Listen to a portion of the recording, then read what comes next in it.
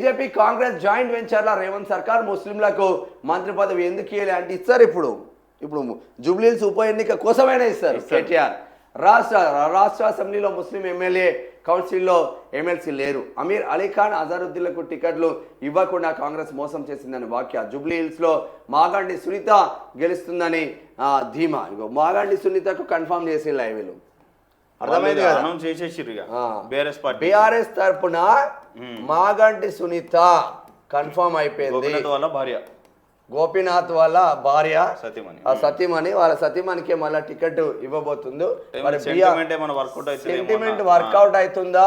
ఇటు ఈమె కమ్మ సామాజిక వర్గం, మరి కమ్మ సామాజిక వర్గం ఓట్లు, ఆంధ్ర ఓట్లు అన్నీ కలిస్తే మరి ఏమన్నా చెక్ పెట్టబోతుందా ఇటు బీజేపీకి కాంగ్రెస్ అనేది చూడాల్సిన అవసరం ఉంటుంది.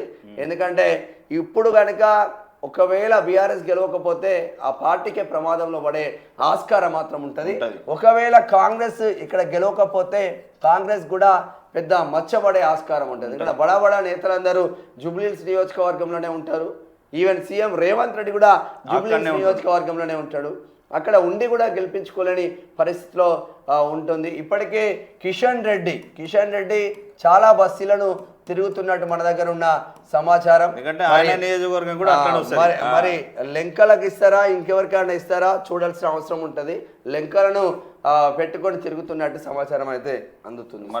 అధ్యక్షుడు రామచంద్రరావు రేవంత్ ప్రభుత్వం బీజేపీ కాంగ్రెస్ జాయింట్ వెంచర్లా మారిందని బీఆర్ఎస్ వర్కింగ్ ప్రెసిడెంట్ కేటీఆర్ విమర్శించారు. మోదీ ప్రభుత్వం తీసుకొచ్చిన వక్ఫ్ సవరణలను దేశంలో అందరికంటే ముందు రేవంత్ ప్రభుత్వమే అమలు చేసిందన్నారు. చరిత్రలో తొలిసారి ముస్లిం మంత్రి లేకుండా కాంగ్రెస్ ప్రభుత్వాన్ని ఏర్పాటు చేసిందని విమర్శించారు.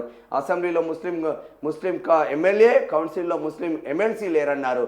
జూబ్లీహిల్స్ లో అజారుద్దీన్, అమీర్ అలీ ఖాన్ కు టికెట్లు ఇవ్వకుండా కాంగ్రెస్ మోసం చేసిందని ఆయన ఆరోపించారు. మోదీ ప్రభుత్వం చేసిన వక్ఫ్ సవరణలకు వ్యతిరేకంగా రాజ్యసభలో బీఆర్ఎస్ ఓటు వేసిందని ఆయన అన్నారు.